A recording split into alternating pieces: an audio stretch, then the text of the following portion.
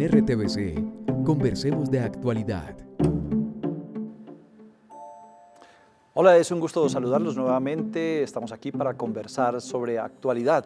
Y la actualidad hoy la hace un libro que ha llegado para demostrarnos que en Colombia la paz, la reconciliación y el perdón ya comenzaron hace algún tiempo.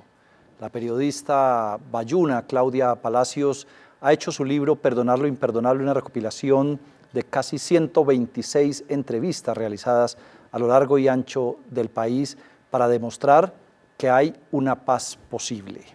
Claudia, bienvenida. Muchas gracias. ¿Sí le ha quedado Darío esa sensación después del libro de la posibilidad de una paz en Colombia? No solamente la sensación, sino la certeza de que si la paz no se trabaja de manera individual y de ahí hacia arriba, no vamos a tener paz, porque aquí usted sabe, ya hemos firmado otros acuerdos de paz y no hemos tenido paz. ¿Quiénes son los personajes de ese libro? Los personajes del libro son ex víctimas y ex victimarios, primordialmente. A mí me gusta llamarlos así, de hecho porque varios de ellos se consideran como ex. Hay muchas víctimas que han luchado por hacer valer sus derechos, luchado por hacer procesos de transformación comunitaria y para que lo que les pasó a ellos no les pase a otros, y entonces ellos mismos dicen o ellas mismas dicen, ya no somos víctimas, así no hayan logrado la justicia que buscan. Y los victimarios una vez aprovechan una nueva oportunidad que reciben y dejan las armas, pues dejan de ser victimarios. Ellos son los protagonistas del libro. Para dar una idea de la clase de historias que contiene este libro, el primer capítulo o la primera historia de ese libro tiene que ver precisamente con quien acaba de ser elegido alcalde de Cali, Mauricio Armitage. ¿Qué es lo que cuentas de él?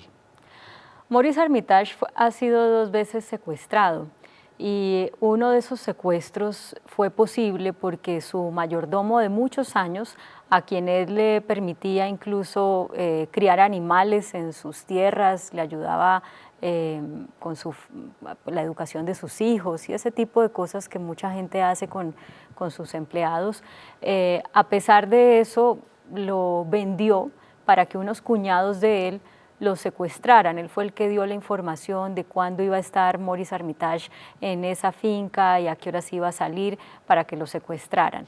Ese secuestro no duró mucho porque se desplegó una búsqueda impresionante y los secuestradores terminaron dejándolo botado o dejándolo libre y ellos huyeron porque Mauricio les ofreció que si lo dejaban libre él les iba a dar luego una recompensa.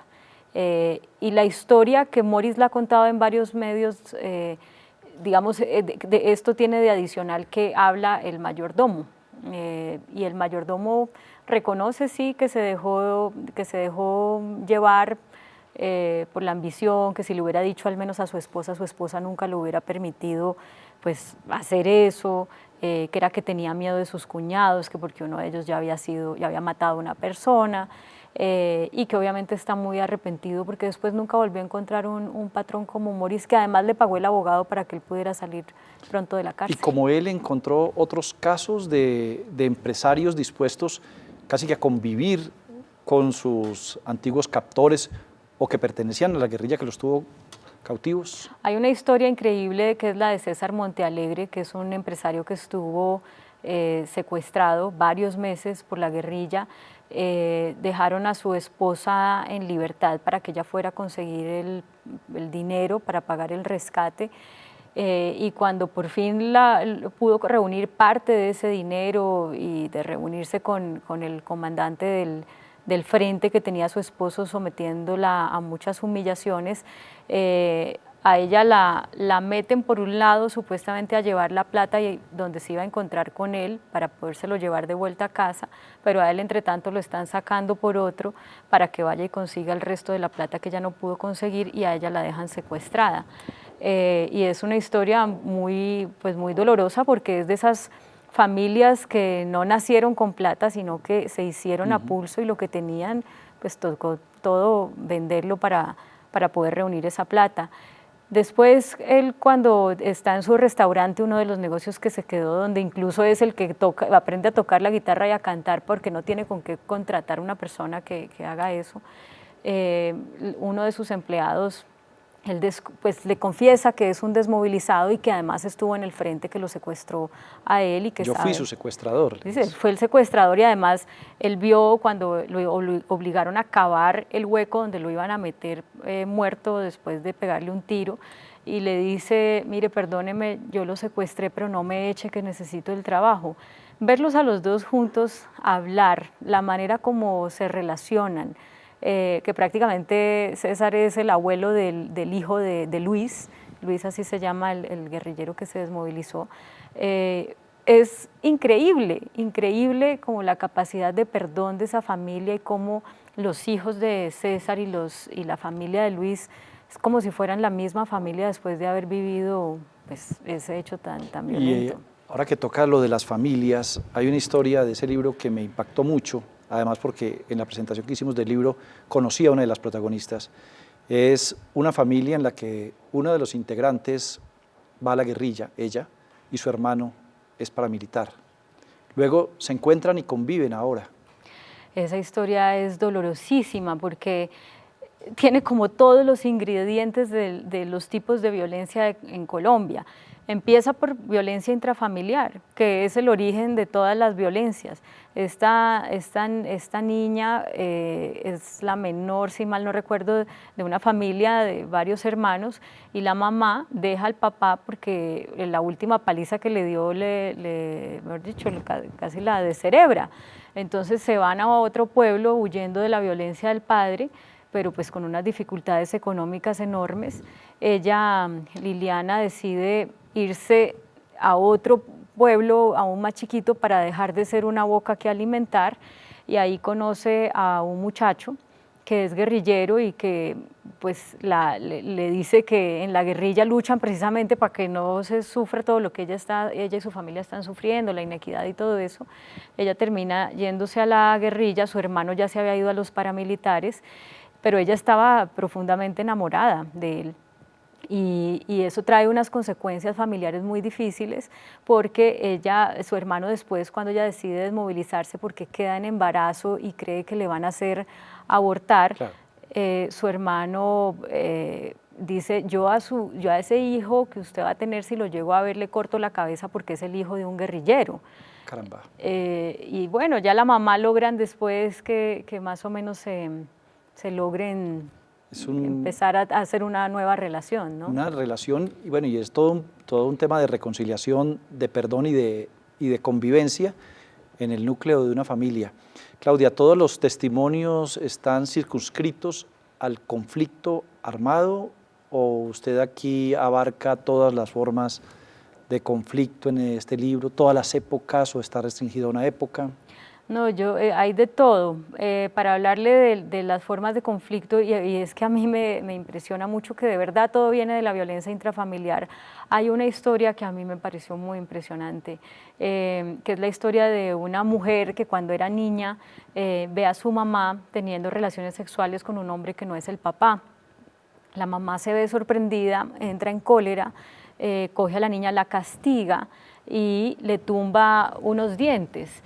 Y la niña, pues muy avergonzada porque queda mueca, la mamá la lleva al odontólogo para tratar de arreglar lo que pasó y el odontólogo termina diciéndole, no, hay que sacarle todos los dientes. Entonces fue aún peor.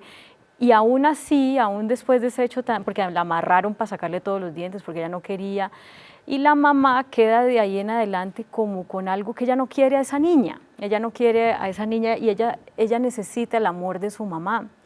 Y así crece y ella sufriendo muchísimo porque su mamá no la quiere.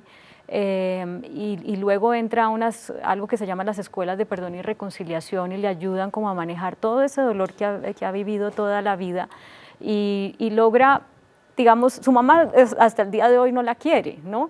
Dice, yo le doy un abrazo a mi mamá y mi mamá se queda quieta con los brazos para abajo ni me abraza, pero yo ya no siento dolor por eso y la comprendo a ella. Y esa mujer tiene un hogar lindo, con unos hijos que cría con amor, y eso me pareció como de esa sabiduría que tiene la gente sin necesidad de ir a la escuela, ni a la universidad, ni tener grandes títulos, esa gran sabiduría y esa gran capacidad de no tener una memoria cavernícola, sino una memoria que mira hacia el futuro, como dice el padre Leonel. Pero en esto hay víctimas y victimarios de narcotráfico, de paramilitarismo, y hay también protagonistas de violencia de los 50 también. Sí, está en Monterrey Casanare, la historia de uno de los que fue combatiente de las guerrillas cuando la época de la violencia entre liberales y conservadores. Y él, pues de una manera muy simple, como hablar con cualquier campesino que uno conozca, dice, pues lo que está pasando hoy es lo mismo que antes. Si a nosotros nos hubieran dicho que nos iban a llevar a la cárcel, pues nunca nos hubiéramos desmovilizado, ¿no? Entonces es como repetir la historia. Claro, hay unos ingredientes nuevos en cada una de nuestras épocas violentas, pero al final termina siendo el mismo origen y la misma dificultad de solucionarlo, ¿no? Como esa falta de pragmatismo que ha ido prolongando el conflicto por años y años. Creo que sí, eso es lo que le da el ingrediente de periodismo a este libro. Si fuera un libro de historiador, tal vez habría dicho limitado de un año, a un periodo, a una circunstancia, a una característica, como trabajan con todo respeto los historiadores. En este caso es la inquietud de una periodista de tratar de abarcar como todas las épocas de esta violencia colombiana y todas sus manifestaciones. Sí, pues es que yo no soy académica y además conozco, porque el primer paso para... Pero sí aficionada por la historia. Sí, aficionada, esa es la palabra. Pero el primer paso para hacer este libro fue recopilar material. Y yo tengo, pero cajas de libros que me dieron, empezando por el informe Basta Ya, y tantos libros que se han hecho por cada uno de los hechos más violentos que recordamos. Entonces hay uno por la masacre del Salado, hay varios por los otros sitios de los Montes de María donde hubo desplazamientos y masacres. Cada ONG, hay uno de las mujeres, que son 3 tomos, que yo digo, qué grandes trabajos, pero esto no lo va a leer nadie sobre quien pueda tener un impacto, porque lo leen los propios académicos que los escriben y pues las víctimas en ese círculo, son muchas, 7 millones de víctimas, pero pues están también como en unos escenarios que no trascienden a la vida del colombiano de a pie, que casi que ya ni entiende el conflicto ni lo vive. Entonces, por eso parte de este trabajo se nos ha quedado solamente en el libro, en terminarlo y dejarlo ya exhibido, un poquito de promoción, sino que ha empezado como una tarea evangelizadora con ese libro. Va a recorrer el país, va a tratar de llevarlo a todos los rincones, hablar de él, que se hable de él, que se enseñe. Claro, es que Colombia es un país que lee poco. El libro lo saco con Editorial Planeta, que es la misma editorial con la que saqué mi primer libro. Y a mí me dijeron cuando saqué el primer libro, mire, yo no tenía ni idea cómo era esto del mundo de los libros, ¿no? Yo pensé, pues a mí me gusta leer, entonces como que encontraba muy fácil que si hay un tema interesante la gente lo quiera leer. Pero me dijeron una cifra con la que yo quedé totalmente desconcertada. Es un libro en Colombia que venda 3.000 copias, un libro periodístico, es un hit. Y yo digo, pero 3.000 copias en un país de 48 millones de habitantes es nada. ¿Cuál es el impacto que eso puede tener?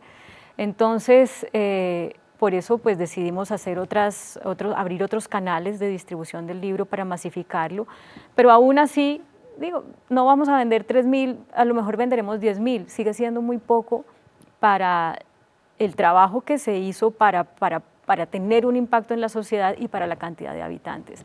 Entonces, pues sí, yo ando con mi cuento por todas las ciudades, universidades, centros comerciales, donde me inviten, las escuelas, yo voy y cuento el cuento, porque llevamos 50 años, Darío, y bueno, en los medios, hace 50 años, por ejemplo, por supuesto no son lo que son hoy, pero ¿qué nos dan los medios? ¿Qué nos da la televisión? ¿O qué les damos a los colombianos en la televisión?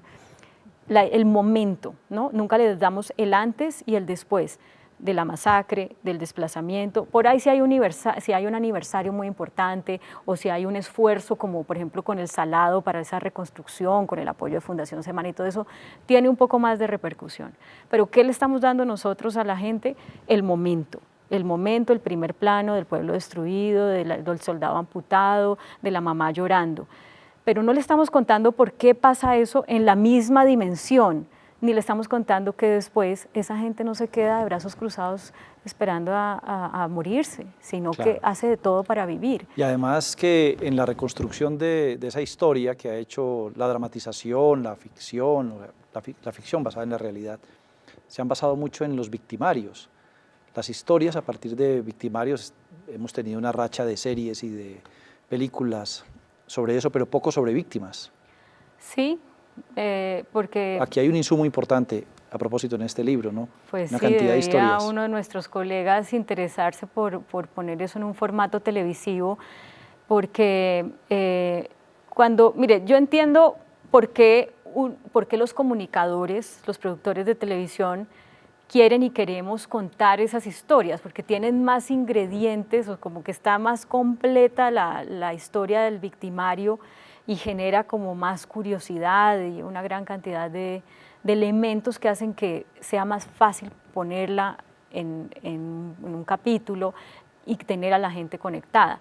Pero cuando uno oye a las víctimas de esos victimarios explicar lo que para ellas significa haber visto en prime time la historia de Pablo Escobar con todos sus bemoles, francamente yo digo, las víctimas tienen que estar primero, y si eso a la víctima le duele, si eso a la víctima le trae conflictos, le trae un conflicto con la indiferencia de la sociedad, pues no hay que hacerlo o hay que hacerlo distinto.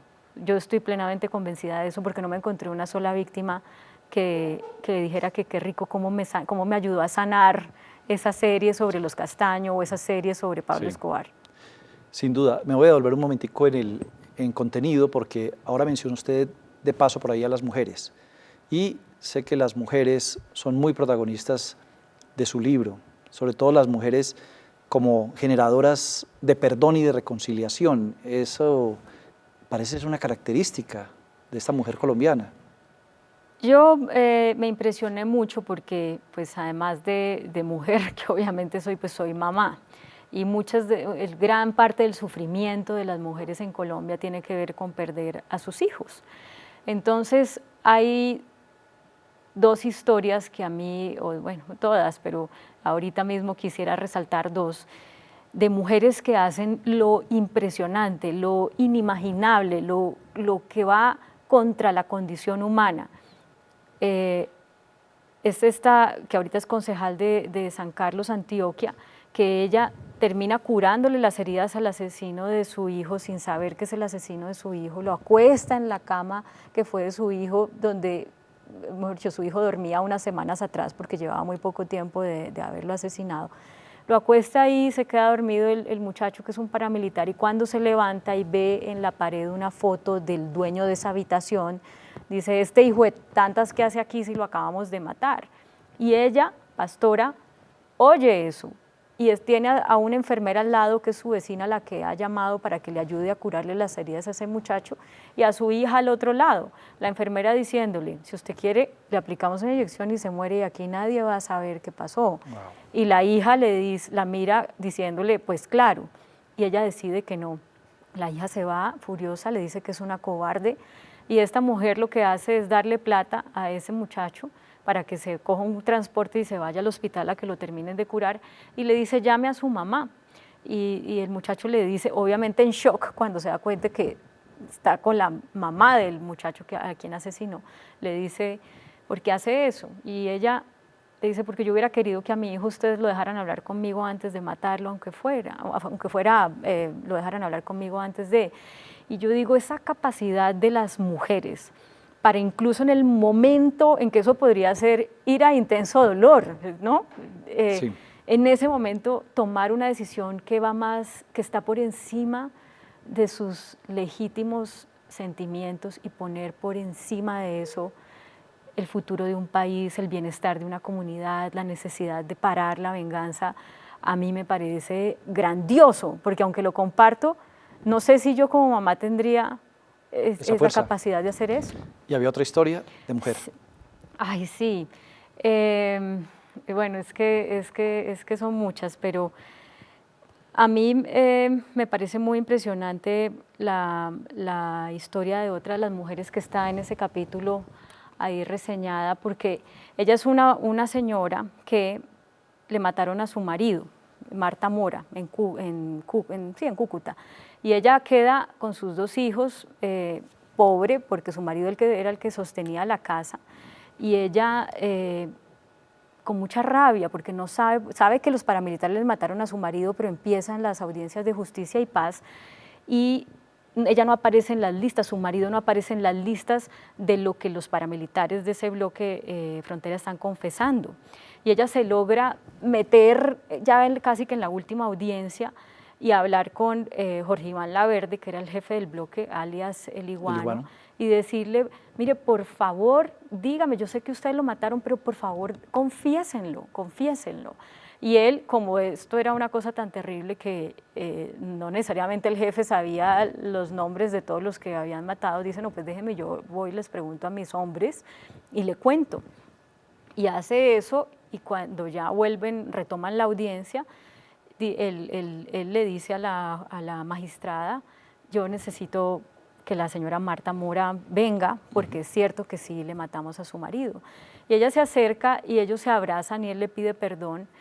Y ella, que hoy en día es conocida como la poetisa del norte de Santander entre los grupos de víctimas, escribe una poesía muy linda de lo que le generó ese encuentro y cómo ella a través de eso pudo perdonarlo a él y además les enseña artes, pintura y baile a todo un grupo de jóvenes de una comunidad donde ella está ahora, que recibieron viviendas gratis, pero que no por eso van a dejar de ser posiblemente criminales, porque a todos les han ofrecido las bandas criminales plata para que se metan a las bandas criminales y seguramente muchos van a decir que sí, porque no tienen desayuno o no tienen zapatos, tienen techo, pero les faltan muchas otras cosas. Claudia, también hablan aquí en el libro algunos jefes paramilitares que ya están pagando su condena o ya la pagaron, y jefes guerrilleros también y siguieron ese mismo camino. ¿Sí percibió en ellos voluntad, deseo de continuar en paz o de pronto de una inclinación a volver a la guerra? Yo me hago esa pregunta casi todos los días, Darío, porque incluso después de hacerle las entrevistas a Ernesto Báez, a quien fuera alias el Alemán, al mismo Jorge Iván Laverde, a Uber Banqués, quien fuera alias Juancho Dique, yo he seguido teniendo comunicación con ellos, en muchos casos para cosas que tienen que ver con mi profesión, pues con mi trabajo en la radio, en la televisión y con ajustes que iba haciendo al libro, datos que me faltaban, me seguía comunicando con ellos. Y entonces, pues empieza uno ya a ver a esas personas como seres humanos, no como los asesinos de 4.000 personas. Y yo me cuestiono mucho eso, porque yo he tenido la capacidad de verlos como seres humanos, que es algo que yo no me propuse hacer, pero creo que para el ejercicio del libro era necesario y terminé lográndolo. Y entonces, ahora que conozco un poco más de ellos, de sus expectativas, de quiénes son sus familias, digo, ojalá, porque me suenan creíbles. Y yo les pregunto a los magistrados de Justicia y Paz, por ejemplo, y a los fiscales, ¿ustedes les creen? Yo lo primero que hice para determinar a quiénes de ellos entrevistaba fue hablar con los magistrados. Sí. Decía, díganme a quiénes ustedes les creen, porque no quiero ir a que me echen un cuento que de pronto es para ellos lavarles la imagen.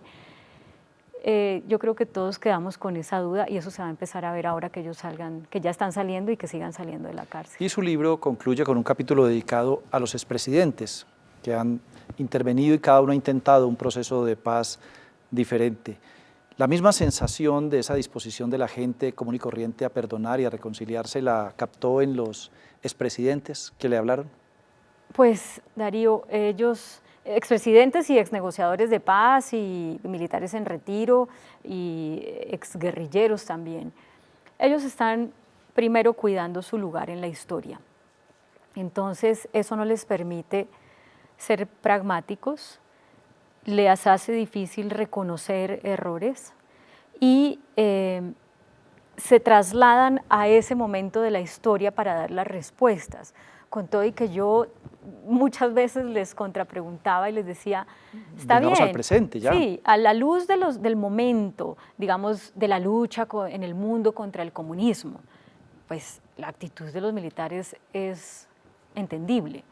O a la luz de los hechos, la actitud de los guerrilleros es entendible, digamos, esa decisión de usar las armas para conquistar lo que no se les daba en democracia, eso no pasó solamente aquí, pasó casi en toda América Latina.